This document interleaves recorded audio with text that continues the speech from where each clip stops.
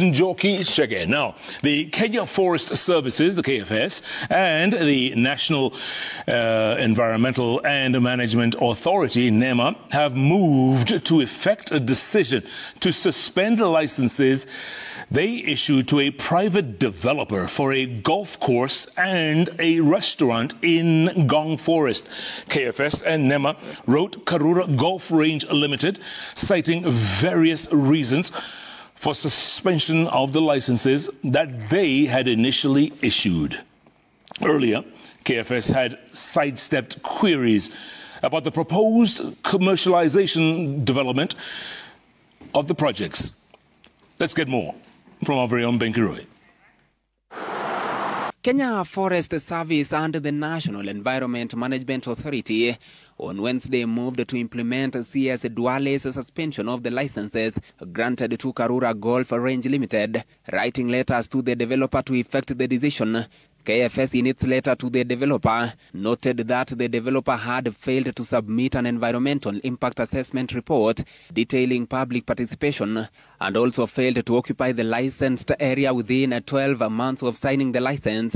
The National Environment Management Authority, in its letter to the developer, noted that the proposed project is within an existing pipeline wayleave, is a public forest of high biodiversity conservation that, among other things, require public participation, and that it needs a comprehensive compatibility assessment and quantitative risk assessment to determine viability and quantify the project risk impacts, among other issues. NEMA asked for a fresh environment impact assessment study and declared the environmental impact assessment license it had issued revoked.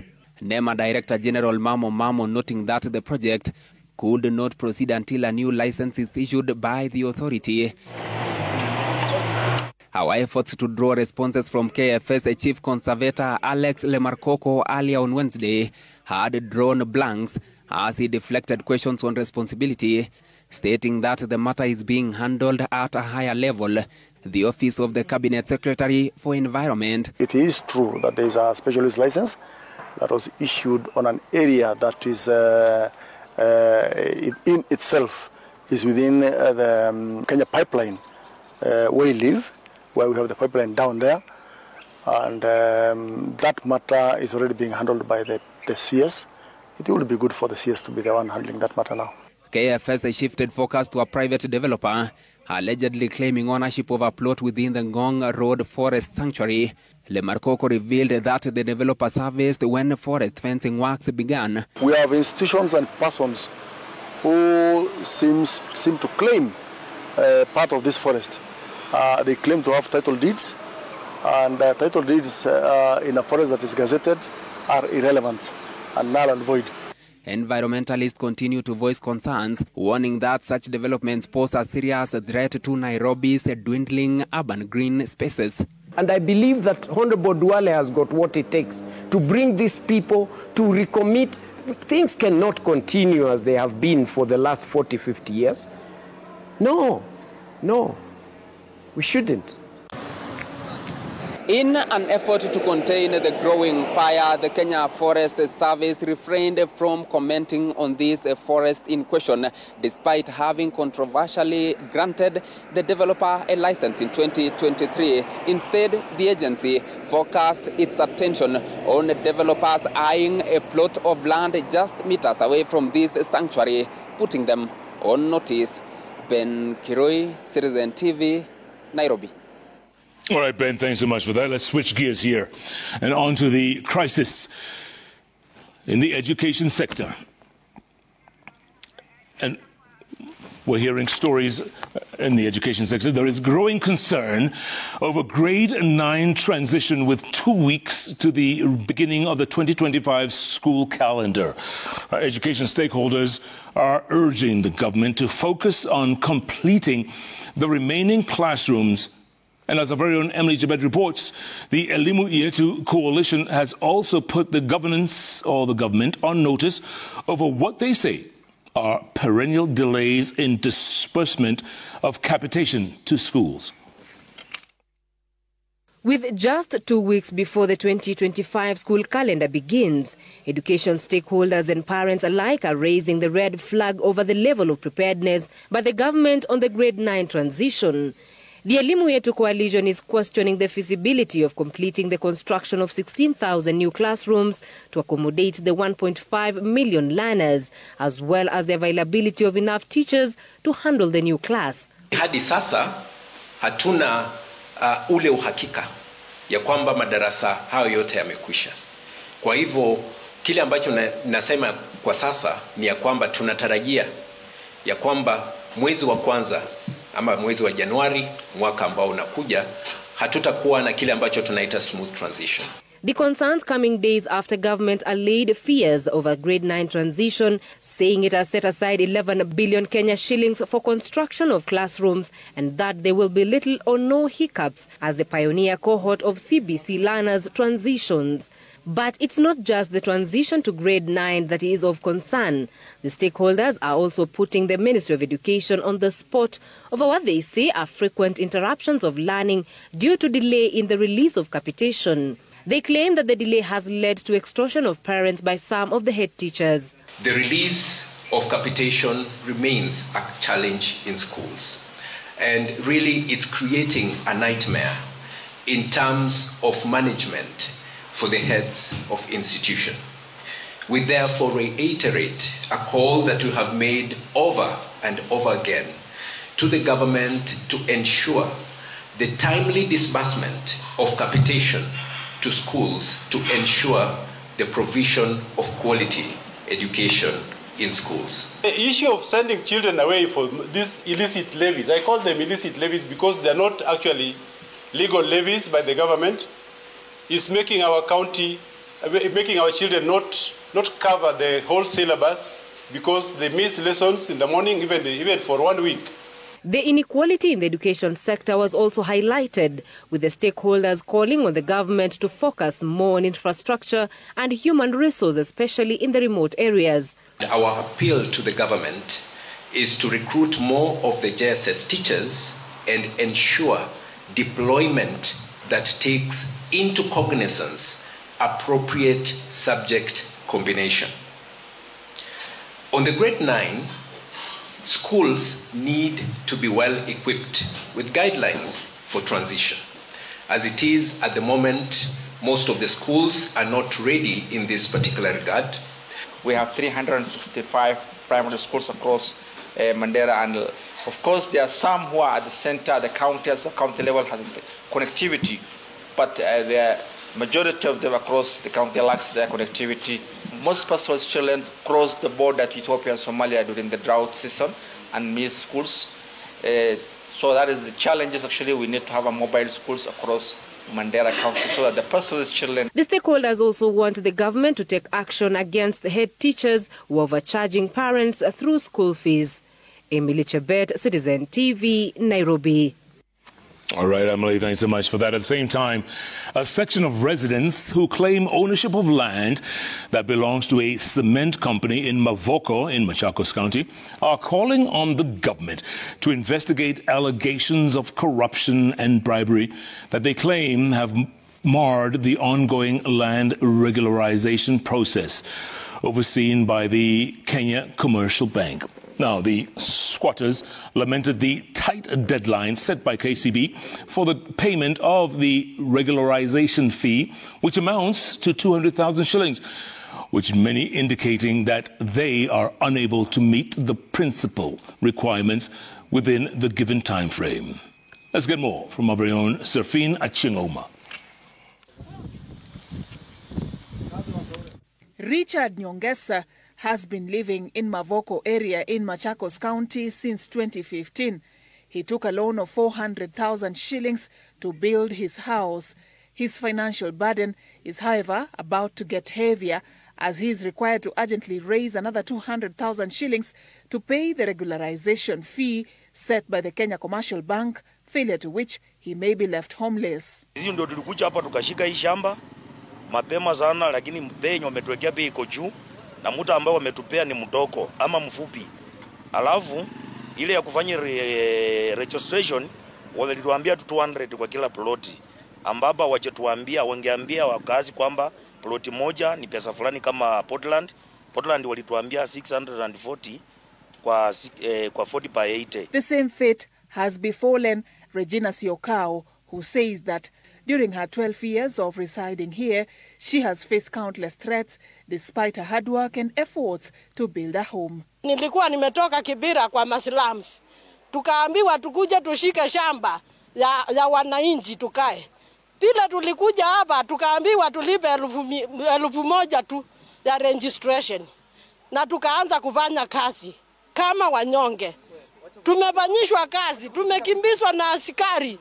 Tumekimbizwa kila wakati, kupigwa, kuambiwa tutoke shambani niko na mtajiri fulani. The affected families talk of involvement of corrupt brokers who they claim have infiltrated the regularization process by demanding over 30 million shillings from them, claims refuted by representatives from KCB. This man is well known. He's a land grabber and he's a land broker, selling everything.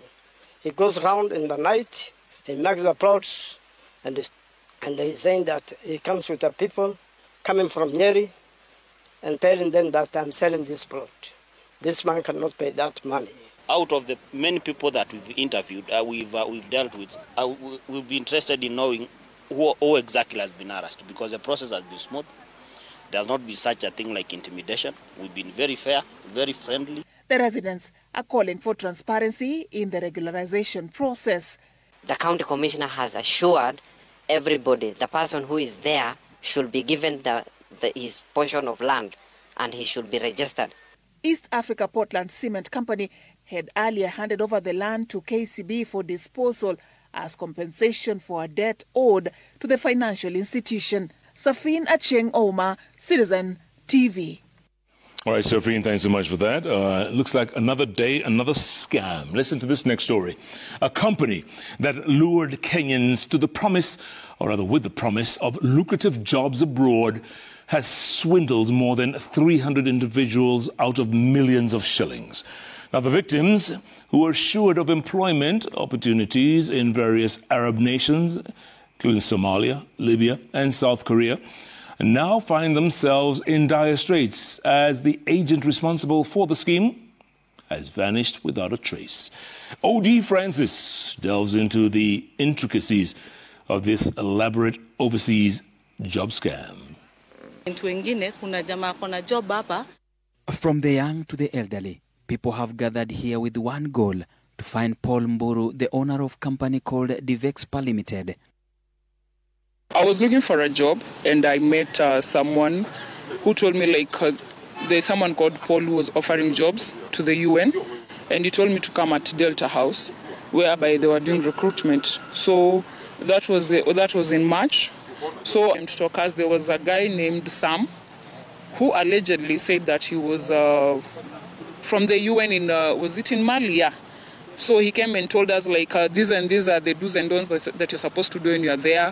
Mimi personally nilikuwa naenda kufanya kazi ya security personnel. Hiyo ndio kazi alisema, kwa sababu niliona hiyo ndio kazi UN ilikuwa nalipa 250,000. This company is accused of defrauding over 300 people. The operations were conducted from Delta offices in Nairobi CBD. Many victims left their jobs, lured by promises of better employment abroad, while others sold their land to change their lives. Paul aliniengage na Feb, akasema kuna job ya South Korea, ni pay down ni 150. Kwanza nikampea 50 na nikamlipa 100. The same Paul Jenga boro. Kama unasikia medical ni 14,000. Kama huna ngiri moja ama kama huna ngiri 5 anakuongezea. Kutoka mwezi wa 5 mimi nimekaa tu hivyo, hakuna kufanya kazi. Paka wengi wameuza vitu. Nasikia nilikuwa nataka kununua gari. This account was used to collect these funds for special additional fee, that is commission, with the Westlands Medical Center conducting health examinations and charging 14,600. Yeye mwenyewe alitumia kila mtu anasoma, unasikia. Ya kwamba deployment ni between 27 na 28 of August. Tukaongoja hiyo August ikaenda. Akasema ya kwamba watu wa UN wameongeza, mnaweza enda earlier September. Tukaongoja September, Paul mwenyewe kwanza akadisappear. Hiyo process tufike hapa miezi 6 na Paul amepelekwa kwa DCI Central, wako hapa na wanajua. Sisi bado tuna complain kwa mitandao juu safari kwa wanaona hawa watu wanaongea nini, si wanajuanga. After further investigation into the job registration forms, it was revealed that a company named Dawita Group was used to assure job seekers. Besides those who paid cash, even agents working for the scheme found themselves in the same predicament as the alleged victims. Hiyo siku yenye tulikuwa tunafanya interview for the first day, DCI walikuja na akaongea na wao na akawapea hizo papers na wakasema ziko sawa. So hiyo ndio ilifanya go ahead. So ndio tukaambia watu wasaini, but kitu kingine, another thing, hakukubali hata client watuwekee pesa. Yeye mwenyewe alitengeneza the account yake, so hata akifanya vitu zake hata payment hatukujua. The suspect is currently in hiding. We made efforts to find Paul Mburu to respond to these allegations. The guy who mwenye alikuwa na hii contract anaitwa Sam, na nilimjua through a referral of a friend called Albert. I'll share their documents because I have them. So is it true that UN gave you a contract because you told them that it's a UN deal? It is not the UN that gave me contract. It is this company by the name Dawita. Wao ndo walikuwa wanasema wako na direct contract na UN, not our company. So to you it was a genuine deal? To me, it has turned to be a fake deal hapa mwisho vile watu hawajakuwa deployed. The case has now been reported to the Central Police Station. Ode Francis, Citizen TV, Nairobi. Yeah, what a shame. All right, let's go into politics now. And former Deputy President Rigathi Gachagua has hinted at a political alliance with Wiper Party leader Kalonzo Musyoka, stating that Kalonzo has proven to be an ally of the Mountain in difficult times, and as such, the Mountain shall return the favor at the right time. Gachagua says the Mountain owes Kalonzo a debt for supporting the late President Mwai Kibaki, and that 2027 is the time to pay the debt. Very own Melita Olatengus has more. The former deputy president has often talked about giving the Mount Kenya region and his supporters political direction. But Gachagua may have already let the cat out of the bag, hinting at a political alliance with Wiper Party leader Kalonzo Musyoka during his visit to the latter's political bastion in Mbooni, Makueni County. Natutesa, nyinyi mumekuja kusaidia sisi. Sisi ni watu ya shukurani sana, na hatuwezi sahau ile watu ya Wiper kiongozwa na Stephen Kalonzo Musyoka. He says Kalonzo's political dues in the Mountain have now grown with interest from his time as Kibaki's vice president, and that Kalonzo has proven his unwavering loyalty to the people of Mount Kenya when it matters the most. Na sisi tulisahau kulipa Kalonzo hiyo deni. Iko. Na sisi ni watu ya kulipa madeni. Tulikuwa na ya Ruto, tumelipa, sisi hatuna deni yake sasa. He has condemned the planned livestock vaccination by the government, saying it's a top-down imposition and Kenyans must be consulted. Kujaeleza mkulima si ng'ombe ni yake. Ongelesha yeye polepole, hii chanjo inaweza saidia na njia hii na hii na hii. Unataka ama utaki. Aseme anataka ama atake. Hakuna haja ya kutukana wafugaji. Hakuna haja ya kutukana watu ya Kenya. He has also condemned what he has termed as the persecution of politicians in Nyandarua County after a disgruntled crowd refused to listen to the president's Jamhuri Day speech. Si usungumzie watu ujue ni kwa nini wanakataa kusikiza hotuba. Si urekebishe hiyo hotuba uweke mambo ya ukweli. Hakuna haja ya kuangaisha viongozi. Gachagua's statement in Makueni, a clear indication that he is considering alliances in the quest to oust his former boss. Melita Oletenges, Citizen TV. All right, Oletenges, thanks so much for that. Now, festive news. And 10 vehicles were nabbed for violating safety regulations during a crackdown led by the National Transportation and Safety Authority, the NTSA. Kisumu Regional Manager Isaac Sitati said a majority of the vehicles were in violation of speed limits, with some having been flagged down for being unroadworthy. This comes even as the Kisumu County Transport Safety Committee effected internal regulations to ensure road safety during this festive season. Very own Laura Otieno has more. As Kenyans rush to various destinations ahead of the Christmas festivities, the National Transport and Safety Authority has intensified its grip, committed to weeding out offenders who endanger life on Kenyan roads. 10 vehicles were nabbed in Yala on the first day of the operation that seeks to ensure the safety of all road users. We are ensuring that the vehicles, especially the PSVs and the heavy commercial vehicles, have working speed governors. That means the speed governor should be able to limit speed, store data, and transmit data online. So we are undertaking some random checks, and those people who are in violation, be sure we are taking them to court. Tuliona almost 90% ya tuk-tuk within Kisumu County hakukuwa na inspection sticker. Tuliangalia ni njia gani hizi vitu ingekuwa na inspection sticker. Ni uoga ama ni kukosa pesa ama ni nini? Tumegundua ya kuwa hii kitu ni uoga ya watu yetu. Fanyeni kile inatakikana, watingazia ile sherehe ya barabara. Similarly, Matatu Owners Association in Kisumu has also begun its internal self-regulation, weeding out vehicles deemed unroadworthy. The association has asked passengers to adhere to safety regulations and has challenged traffic officers to avoid taking bribes. Nazidi kuomba abiria wote, tafadhali wakati unapoingia gari wakati imejaa, jambo la kwanza lazima ujue kwamba haujakuwa covered na insurance ya hiyo gari. Jambo la pili, mkiwa wengi sana kwa gari, ni rahisi sana driver ashindwe kudhibiti mwendo ya gari na kuleta ajali barabarani. Nataka CID achunguze wale wanapeleka kwa barabara kama watu wa polisi hawa. Hii kuona kutoka Muron, Hawasi wanachukua 100, kutoka Aero 100, kufika hapa pande wa Kisumu 100. Watu wa matatu napata sara, kuna kitu wanapata kwa transport. NTSA says it will undertake random crackdowns to ensure sanity on Kenyan roads during the festive season travel rush. Laura Otieno, Citizen TV. All right. Thanks so much, Laura. Still on the festive season, and police in Mwea in Kirinyaga County are pursuing an unknown number of suspects believed to be a part of a gang that continues to terrorize residents in the area by stealing their donkeys. Now, this after 5 donkeys were earlier today found slaughtered and their carcasses left by the roadside. As Kamau Mwangi reports, residents of Mwea are worried that they might be consuming donkey meat this festive season. Viba North along the Mwea-Embu Road Wednesday morning. Residents deem what could have been a fat kill by thieves who sought to harvest where they did not sow.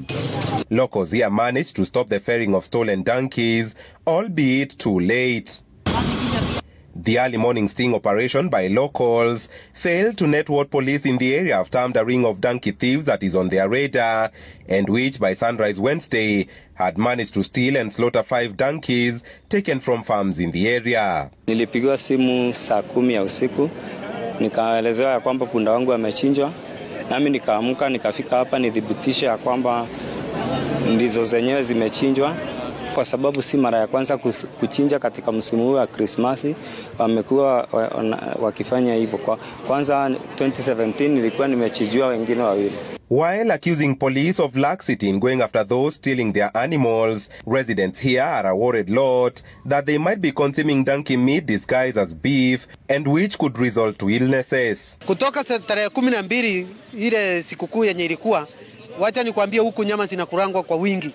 Na hizo nyama tukiangalia sisi tunaona ni kama huku kwenye bucheri nyingi hizo nyama ndizo tunakula. Na tunaogopa sana wakati ya msimu huu wa sikukuu kukula nyama ya punda, manake imechinjwa nyingi sana.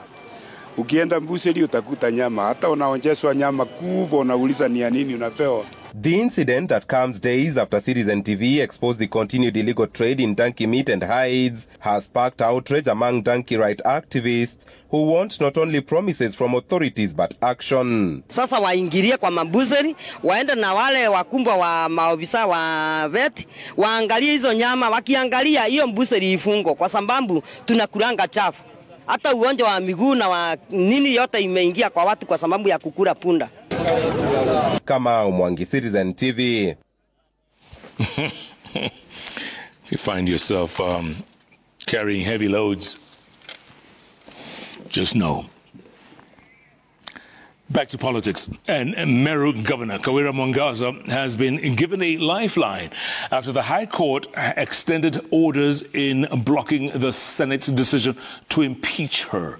The High Court Judge Bahati Mwamuye ruled on Wednesday that Mwangaza's application has met the threshold required for the extension of the orders. The court further noted that public interest warrants the extension of the orders, adding that if the orders are not extended, then the petition will not be rendered nugatory if Mwangaza wins the case.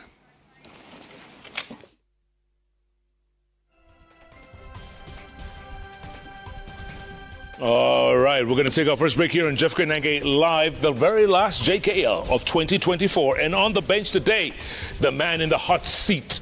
That's right, Nairobi County Governor Johnson Sakaja is in the house. What are your thoughts about what he's done the last 2 years and change? I know I did an unofficial poll today. Everybody's talking about dilapidated roads, bad health care, hospitals that aren't working, garbage everywhere. It's a stinky city. Governor, what's going on? There was so much hope when you came in. Are you gonna undo? Are you gonna do what you undid, or undo what you did? Let's find out.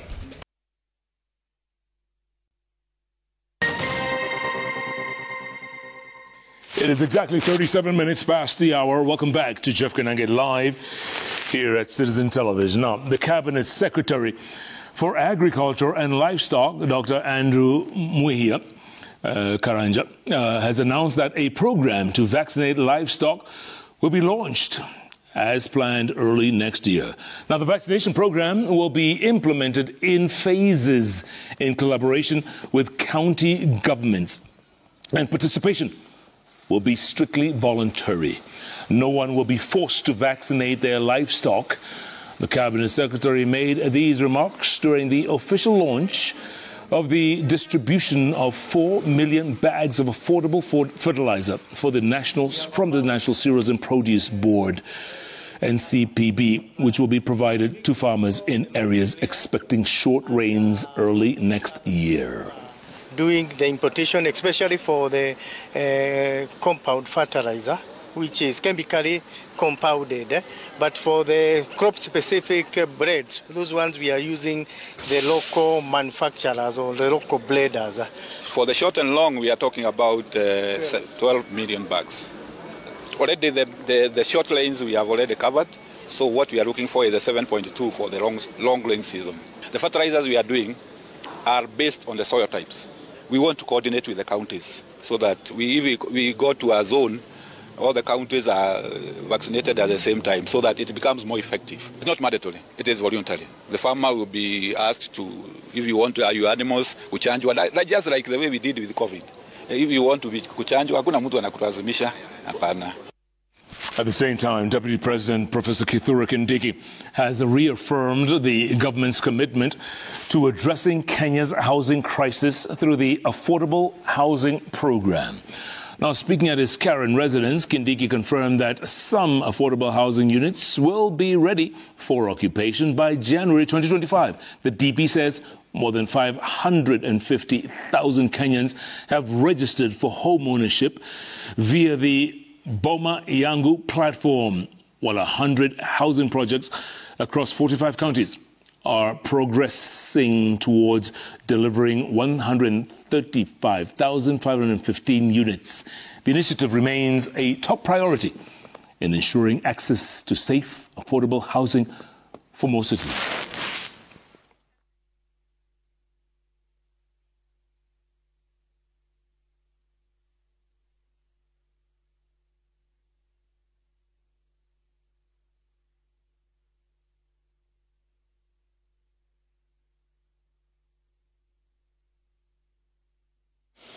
At the same time, Nairobi's Mathare Hospital ward was on Wednesday at the center of an environmental clean-up exercise with local youth involved in promoting environmental sustainability to give back to the community. Now, the Residents Foundation, in collaboration with Muungano wa Vijiji, coordinated the exercise.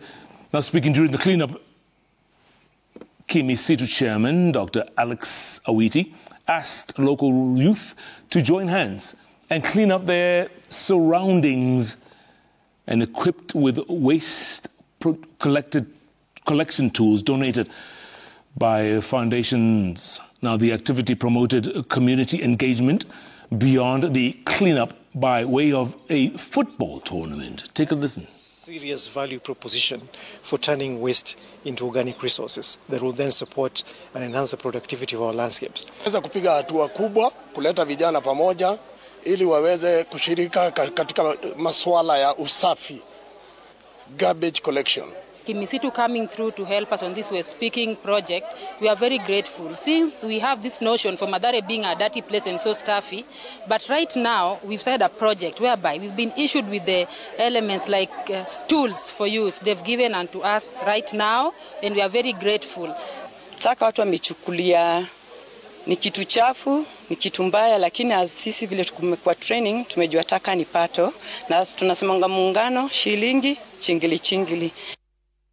At the same time, the Kenya Aviation Workers Union says members will go on strike from the 21st of December following claims of discrimination and low payment from the management. Now, this comes just 4 months after the union ended their strike following the signing of a return-to-work formula between the union, Kenya Airways PLC, and the Kenya Airports Authority, which was headed by the Transport Cabinet Secretary Davis Chirchir.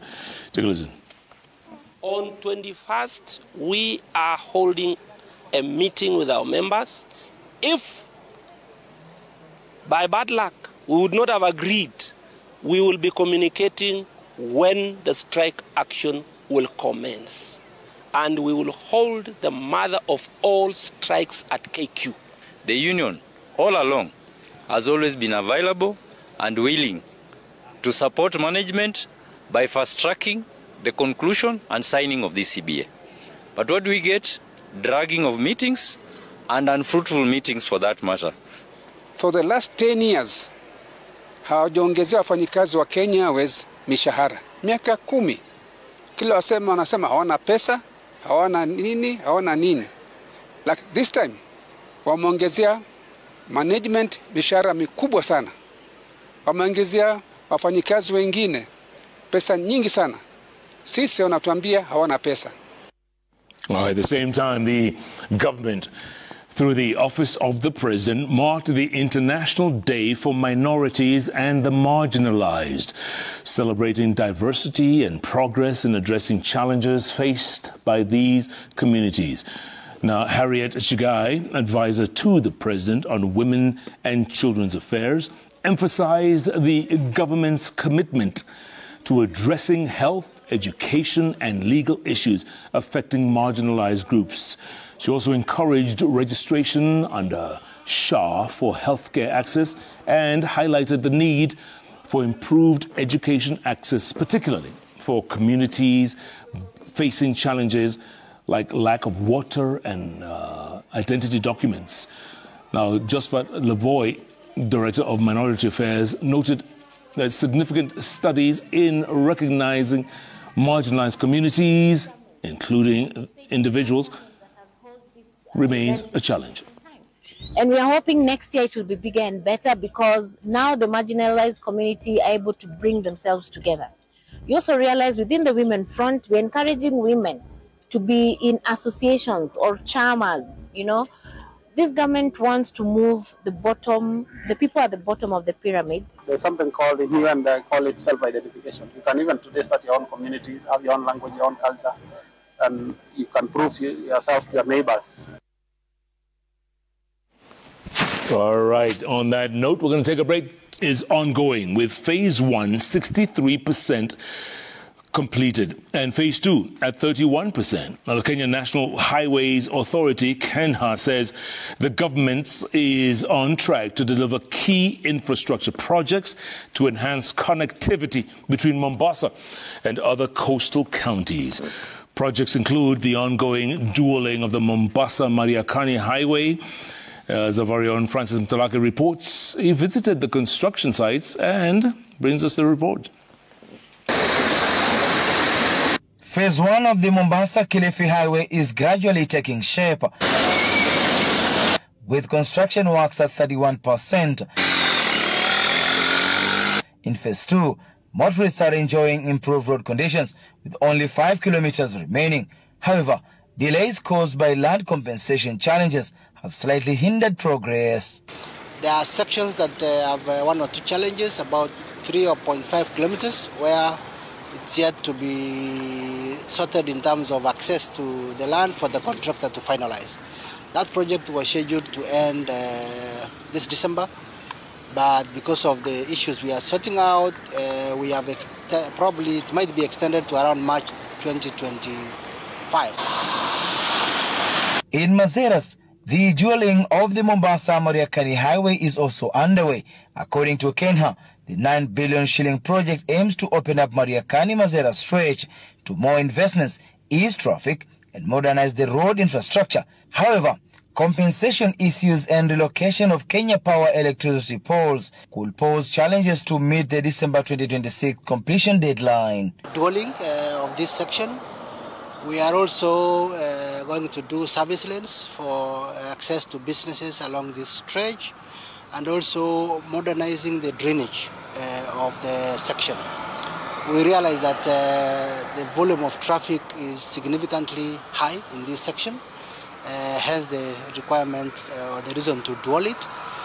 The works are progressing well. The contract having started late last year, 2023, it's a 36-month contract, and we are progressing well within schedule.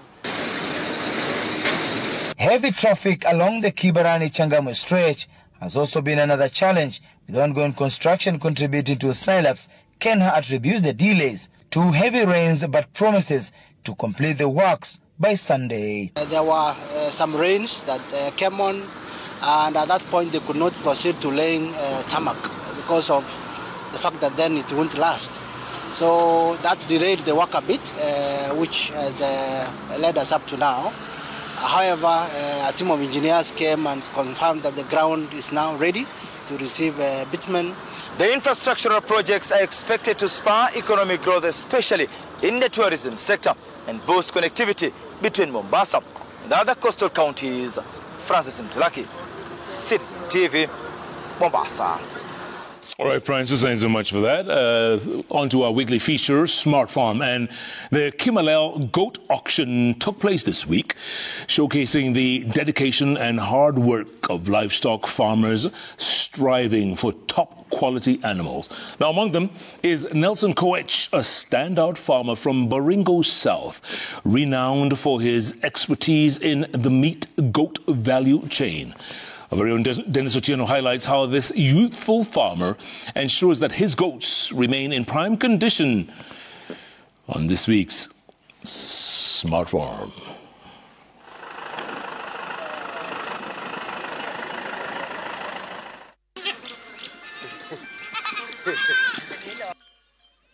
Managing 600 goats across 3 homesteads, Nelson Koech has earned a reputation as a modern livestock farmer. At his home in Kuriema, Baringo County, he reflects on the journey that brought him here. Nilianza 2017 Korea. Hasa nikaleta safari moja mbuzi 8. Hasa hiyo mbuzi 8 ikazaza, alafu nikaongeza zingine kununua. Hasa mpaka saa hii niko na mbuzi 150 hapa nyumbani. Alafu zingine yapo mangine nimeanza tu, kuna zingine nimeleta hapa nikanunua. Koech prioritizes the health and well-being of his goats, particularly in preparation for events like the prestigious annual Kimalel Goat Auction. This year, he successfully sold 5 goats. To maintain the quality of his herd, he focuses on key factors, including nutrition and access to clean water. Mbuzi ile kitu ya kwanza ndio inawiri ni maji. Kipata maji, hata kipata chakula kidogo ni sawa. Regular veterinary care is also a priority. Koech vaccinates his goats against common diseases and deworms them regularly to control parasites. He enforces strict biosecurity measures across his farms to minimize the risk of disease outbreaks. Nahitaji pewe dawa ya minyoo. Kwa sasa kuosha, najua hapa iko kupe mingi. Sasa inahitaji ioshwe kabisa every week. Huwa mimi naosha weekly, alafu na deworm after 3 months. Clean housing is another cornerstone of his farming practice. Koech ensures the goat pens are dry, spacious and hygienic to reduce stress and enhance immunity. To track his herd's performance, he maintains detailed records of each goat's weight, health status and feeding schedule. This allows him to quickly identify and address any underperforming animals. And for the long-term success, he focuses on selective breeding by prioritizing goats with strong genetic traits to meet market standards consistently. Gala goat iko na kilo mingi na tena ni iko na demand. Hata nyama yake ni soft.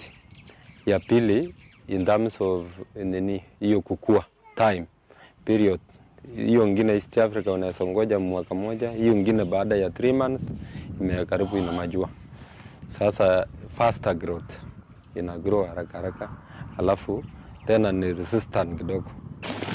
While Koech acknowledges the significance of the Kimalel auction as a platform for farmers to earn, he believes there is room for improvement.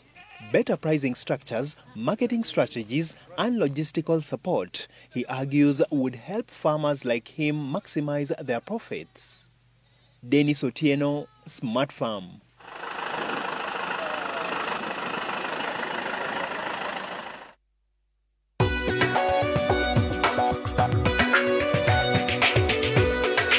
This is me at Stanbic Private Banking. What does it feel like? It's investing skillfully. It's planning wisely. It's living joyfully. It's banking easily. Visit www.stanbic.co.ke. Stanbic Bank is regulated by the Central Bank of Kenya.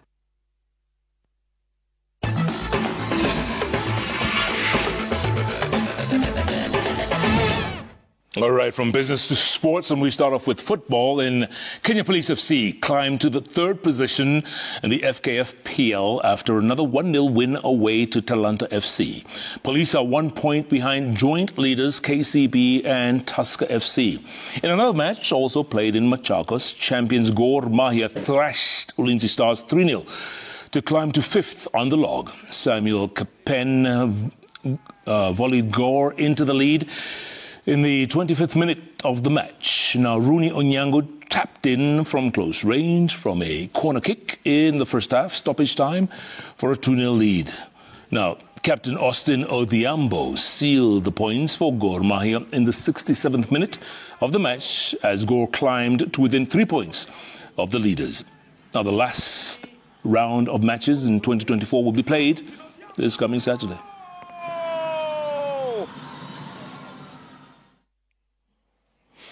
At the same time, Uganda parliamentarians scooped most of the trophies at the awards ceremony as the East Africa Community Parliamentary Games came to a close in Mombasa.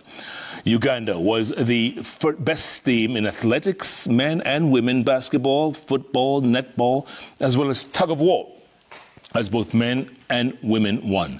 Tanzania was the surprise winner in the women's volleyball, while favourites Rwanda scooped gold in the men's volleyball. Kenya was the best team in golf, winning both the men's and the women's titles.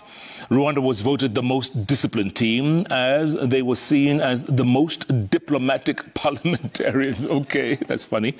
Winners aside, the participants all agreed that the games have indeed helped in bringing the parliamentarians closer in discussing issues affecting the region on most aspects of the game.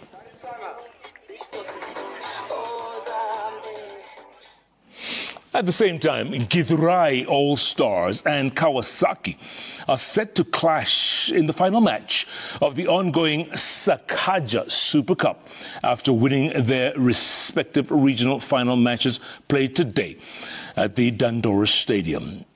Now, Githurai, who are the defending champions, booked a ticket for the last two after defeating Shaurimoyo United 3-2, thanks to Edwin Nganga's winning goal in the second half. In the other match of the Nairobi West final, Kawasaki edged out South Sea Rangers 1-0 and secured their place in the final match against Githurai this coming Friday.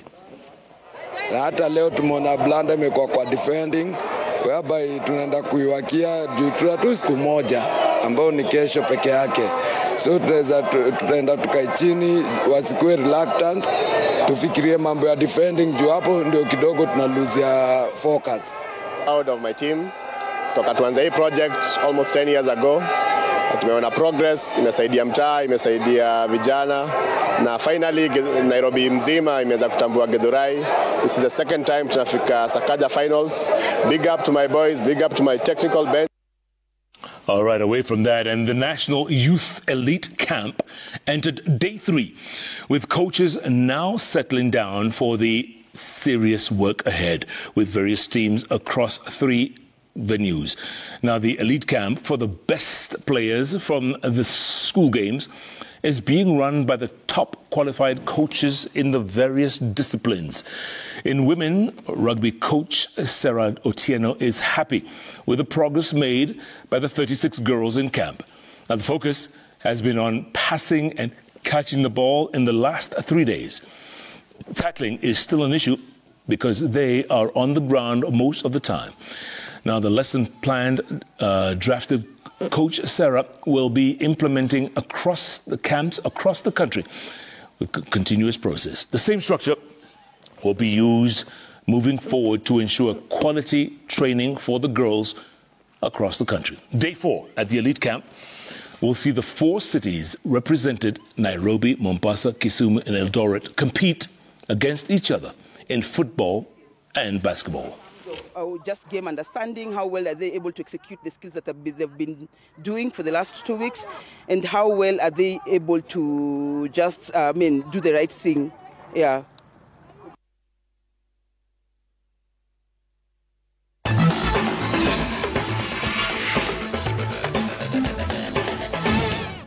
All right, my favorite part as always, news is done, business done, sports is done. My guest sitting patiently, County number 047 Governor Sakaja Johnson is in the house. He turns 40 in February, he's still 39. Good Lord. You're still in the third floor? Third floor, for a short while. And we're heading to the 6th floor. Guy. You don't look it. Yeah. Good to see you, Gov. Good to see you too. We want to talk about all the things that you've been trying to do and not doing very well. What? Like what? The roads are dilapidated, man. I hate your. If I was in America on your roads, I would have sued your county. Do you know my roads? I know your road. No, don't say it's Kenha or Kura or Ken, whatever. We'll discuss that. I'll give you details and what we're doing about it. Yes. Yeah. From Syokimau to outside Kempinski. Yeah. And Chiromo as well. That road is a national road. Uru Highway. Come on, Governor, don't tell us that. We don't care. I know. That's why we've taken responsibility. Good. Last Monday, I was there with the minister. Yes, I saw that. They have contracted 2 contractors, one from just before ABC Place to Olesereni, another one from Olesereni to Athi River. Hold the thought. We'll discuss all of that. Yeah. The only good thing you've done in Nairobi. Lazima iwak. Lazima iwak. Itawak. Itawak. Na ikikosa? Itawak. Tutawakisha. Haiwezi kosa. I promise you. Umekuja na gitaa? No. I've not played it in so long. I've been busy 2 years. Yeah? Do you have one? Na Christmas tunaimba nini? Tutacheza kayamba. Ama tuanguke nayo. Tuanguke nayo. Yeah, glad to be here. Ushaoga na beseni? Of course. Oh, Jawai. Guy. You don't understand that. Sorry. My bad. No, but it's all good. We've got the governor in the house, folks. What are your thoughts, your comments, your questions to the governor? We'll put them on the magic wall, and the governor is not afraid